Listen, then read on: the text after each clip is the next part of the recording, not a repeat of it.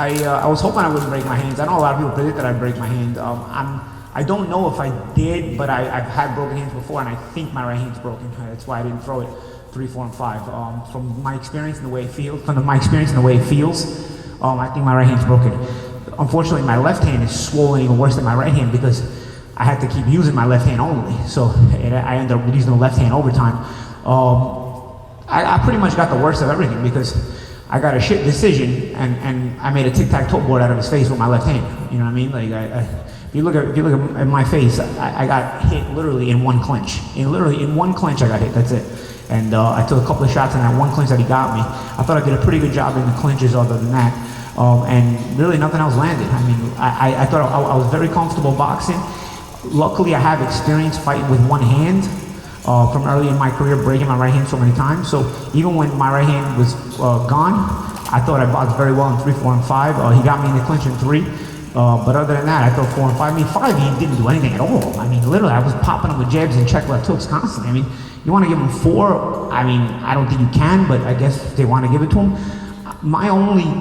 The only thing I could come up with is a couple times off the spin-offs, I went off balance and he kind of grazed me with some shots that maybe they thought the punches caused me to go off balance instead of actually my legs and my spin-off going off balance. And they thought he was hurting me, so that made them giving him the round. This is also a problem, and you know, man, I pull no punches. This is also a problem when you have a state that has a fight every 50 years, you know? You have judges that don't know what the fuck they're watching, don't know what the fuck they're doing, and you get this, you know, because everybody and their mothers thought I won this fight, but you know what? I'm also 38 years old, and I guess like this is like sort of a sign to say, yo, you gotta stop. You know what I mean? Like, cause I probably would have kept doing this if I won this fight tonight and would have maybe campaigned, and you know I would have probably chased some, cause you know once I was in there and I got going, it was kind of fun. You know what I'm saying? Like it was like I was in the moment. Sure, okay, his son's getting hit, of course, you know.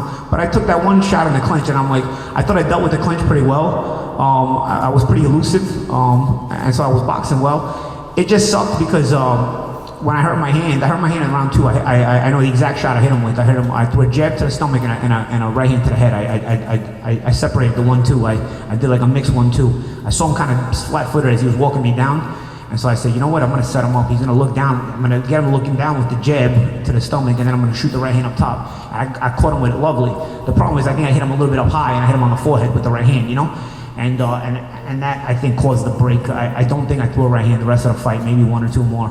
But I also kept it very calm, and I thought the jabs and check hooks and distance changes were working very well. I was kind of feinting them and dropping back, walking them into jabs, check left hooks, spinning off very well.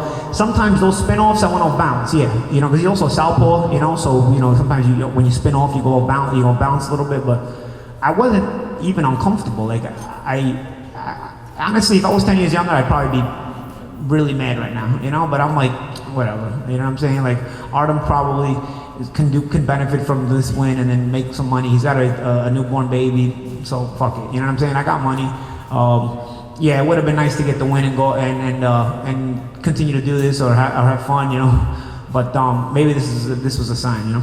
Yeah, and I think everybody here would agree with the sentiment. We're glad you came and did this tonight. You put on a great show for everybody here in Tampa, so respect you for that. And with the respect, now that the fight's over, do you respect Artem more as an athlete? Because before the fight, you said no respect for him, but now that you went fighting, yeah, I think when fighters fight each other, they sort of are soul searching among themselves, you know, and you kind of have to dig deep. And maybe this wasn't Knight versus Lobov. This wasn't like the all-out war that Knight versus Lobov was, but I had to dig deep, and then I got left one-handed, so I had to stay calm in the line of fire. And Artem had to dig deep because he had to chase me trying to land the shots that he couldn't land, you know. And he had to still, go for it and try to win the fight, you know. But so you still gain that respect for one another nonetheless, you know. And I think we have that. I still don't agree with what everybody did, but of course I'm sure people aren't going to agree with the way I responded to everything too, you know. But of respect to Artem, like I said, he's got a newborn baby, so he could probably benefit from this and do well for himself. thank you for answering my question. You got it. Yeah. Now that you've been in the ring with both of them, who do you think's a better boxer, Connor or Artem? I don't know, man. You know, it's this kind of boxing is a little bit different, right? So I don't know. No comment on that. Yeah. So you're 38, but we saw you were moving pretty quick and smooth. So I have a question. How was your first experience with bare knuckle? It was cool. So if I didn't get fucked, I would be all positive, you know. Like, it was cool, you know. I could have dealt even with the broken hand, you know. I'm saying, all right, you know what, I'll have to recover from this, but I come back, you know. Like you know, I've come back from broken hands before, but so it was cool. Like the whole as the fight was winding down, I was like, this ain't so bad, you know what I'm saying? Like I'm controlling the action, controlling the tempo. I was thinking to myself, I was so calm. I was thinking to myself, it's gonna suck being in a cast this summer because it's hot as hell and your hands start sweating in a cast. You know, I've been in cast so many times that I know I don't want to be in a cast in the summertime. And so I was thinking, like, it's gonna suck being in a cast for the next 6-7 weeks. But aside from that, I mean, I was that calm. You know, I was enjoying the experience. Like I said, I think if I had been left with two hands and I hadn't broken it around two, I could have got all some really flashy combinations. Because I felt like I got in my groove as the fight went on. It just I only had one hand, you know. But I was landing jabs and check hooks. I think I landed more jabs and check hooks in the second half of the fight than the first part of the fight. And ironically, the judges gave me the first 2 rounds, and then after 3, they didn't give me a round. Again, shows Bush League shit because I got cut in round 3. So once the Bush League shit came in, they literally only scored my blood because the same shit was happening. He was getting outboxed very easily, but now I was cut. And clearly, the Bush League judges scored the blood and not the actual fight of what was happening because realistically, nothing else happened aside from that clinch where you know he definitely got me some good shots. I must admit I was sort of worried about the clinch work because you know that's his expertise. So I did some work with Ray Longo in Long Island, and I thought like you know I have to be careful with the clinch work and whatnot. So I was really careful in terms of managing distance. I thought the plan was really to manage. We had to be to manage distance, you know, and I think we did a pretty good job, I think, to manage distance overall. Paulie, representing TGIF Radio, were you surprised at how well Artem was able to handle your shots? How did that throw off your game plan? No, I'm not really a big puncher, so I'm used to guys handling my shots, you know, and I'm used to staying calm when I fire, you know. I'm used to I have a boxing style where I kind of use my half steps and then step arounds, you know, as they handle my shots, but I'll change distance on them so they can't really land their return shots, you know, and I kind of walk them into more shots if I can, you know. So no, Artem's a tough guy. He has a reputation for being a tough guy. I saw the Jason Knight fight. I knew this guy's not going anywhere, you know. So it didn't throw me off that he handled the shots. It was just, you know, it was something I expected.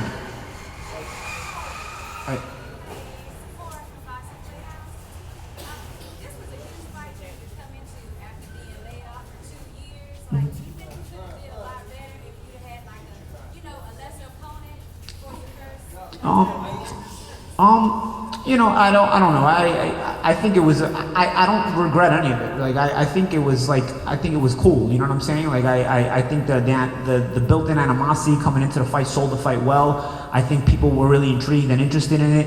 So I can't say like I came back for the wrong kind of fight. You know, I think everything was cool about it. You know, like and obviously nobody wants to see ultra bad blood and some of the things that happened. Of course, you know you don't want that to happen, but I think we sold the shit out of the fight, you know what I mean? And so ultimately, you know, I think that's everybody can be happy about that. But you know, I you know what? Like I said before, people expected me to break my hand. I was trying to prove people wrong. Like I said, I'm pretty positive my right hand's broken, and probably if I didn't break my right hand around 2, I would have been able to throw more combinations and flashier shots in 3, 4, and 5, and maybe I would have fought even better, you know? So you know what? I'm never gonna know, so I can't answer it. Hey.